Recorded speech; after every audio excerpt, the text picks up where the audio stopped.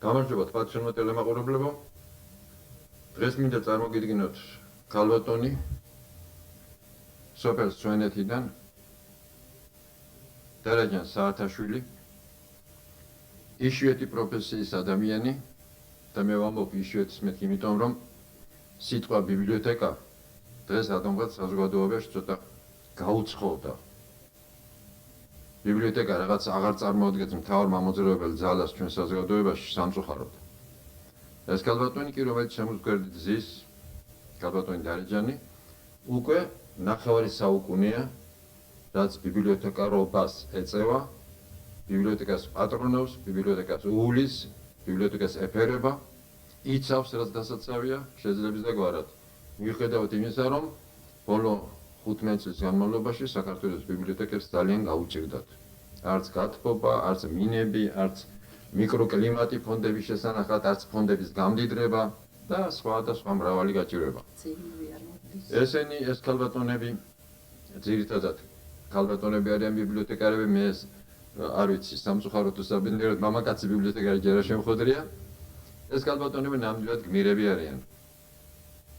ქალბატონი დარიჯანი პატარა იყო, როდესაც მეორე მსოფლიო ომი მძინვარებდა ჩვენს ქვეყანაში და თავისი ბავშვური შთაბეჭდილებები დღევანდლამდე მოიტანა.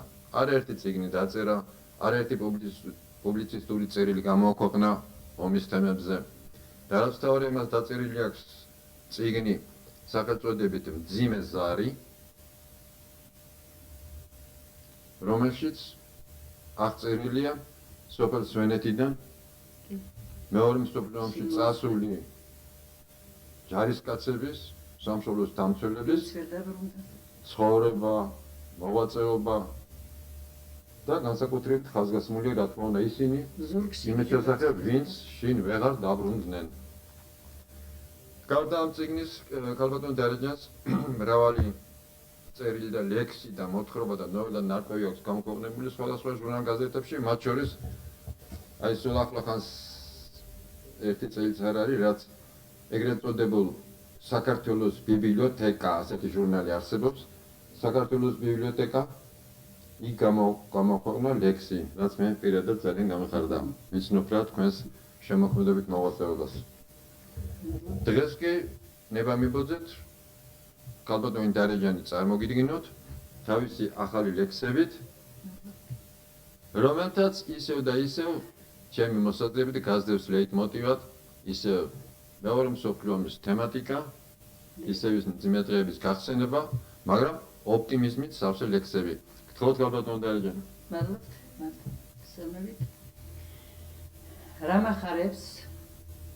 რა მახარებს შენი წინსვლა ხარებ ჩემო ლამაზო, დღეს მწადია სუფთა გულით ფობა შემოგთავაზო, მინდა თავზე შემოვევლო შენს მაღალ მთებს მდელოს, არაფერი შეედრება ზიურ საქართველოს, მინდა მზე დახათებდეს შენ თვალწარდაც ველებს, ნეტავ ბუმბერაზი ვიყო შემოგხვევდი ხელებს, ნეტავ დიდი ძალა მქონდეს თვით ზღაპრული დევის, შენი მტრის დასაჩოქებლად და მარცხებით ძლევით.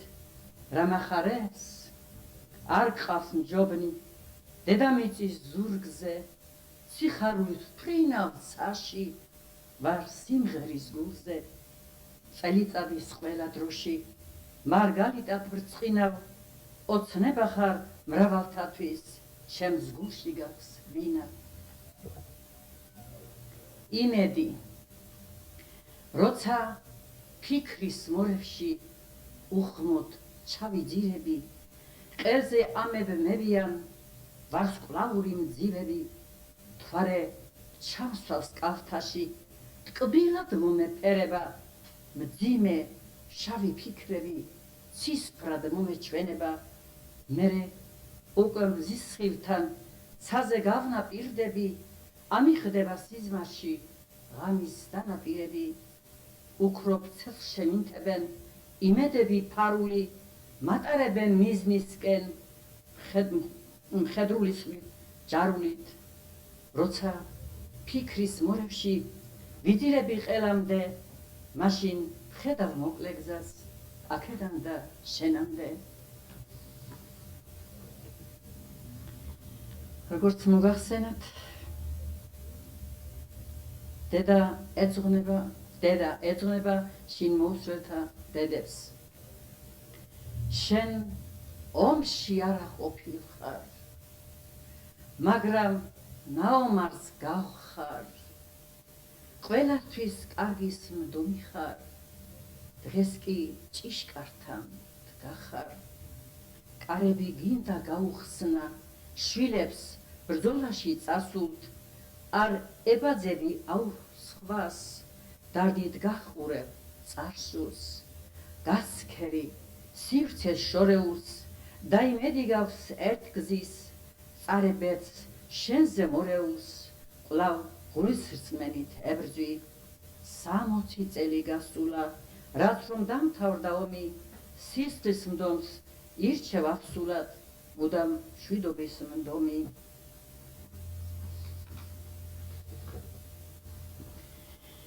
სიცოცხლის სიმფონია თამარ იშხნეს.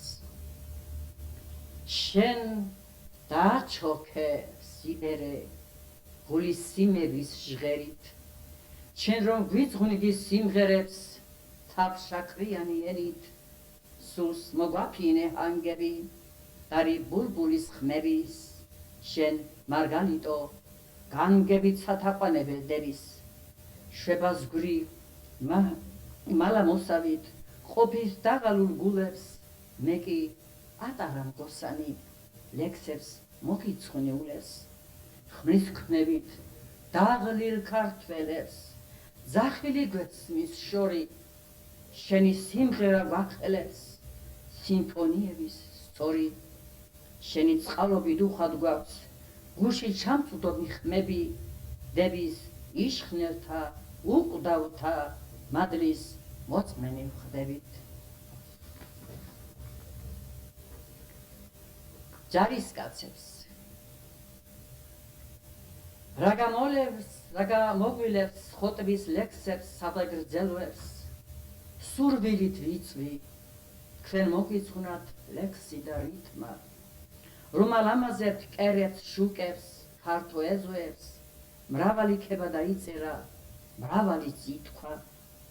ღმერთმა დალოცოს ის მამული, იცავთ რომ ესაც, მზე რომ დაჰნათ ის და მზე გრძელობს, მუხის ფესვებით, თქვენი კაცობით, ბრძოლის ჟინით, გული მომეცა. თავს ნებას ვაძლევ მოგესალმოთ თბილი ლექსებით, თავს ნებას ვაძლევ მოგეფეროთ თბილი ლექსებით.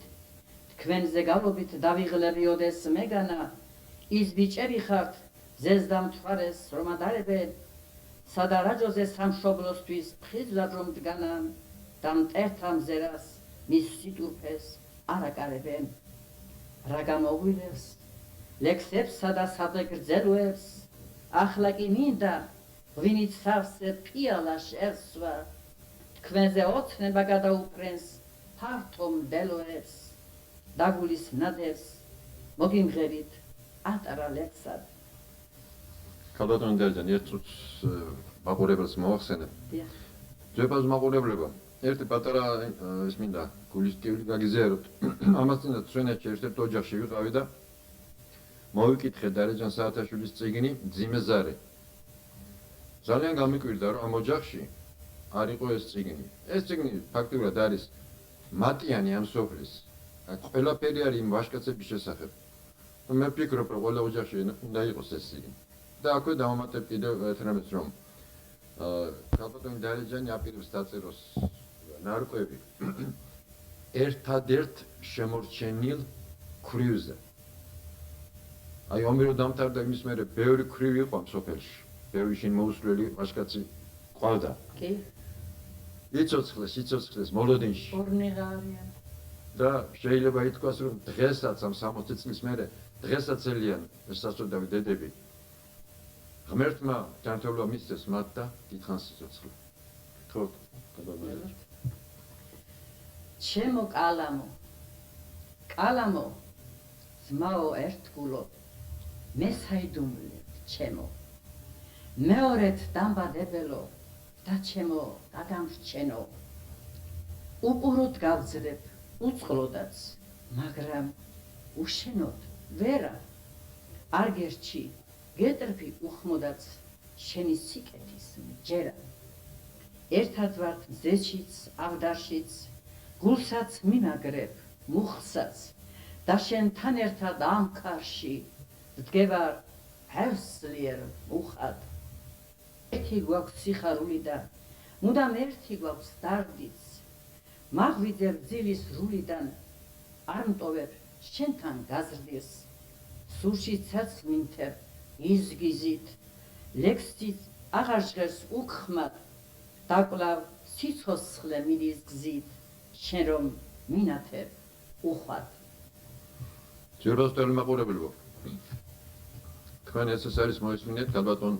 დარეჯან საათაშვილის საკუთარი ლექსები მისივე ასე ვთქვათ წაკითხით და შესრულებით მე მინდა მადლობა მოუხადო ქალბატონ დარეჯანს თქვენ ქალბატონებო და ბატონებო ყურადღებისათვის დიდი მადლობა ეხლა გემშვიდობებით მე და ქალბატონი დარეჯანი მომავალ შეხვედრამდე კეთილი სურვილებით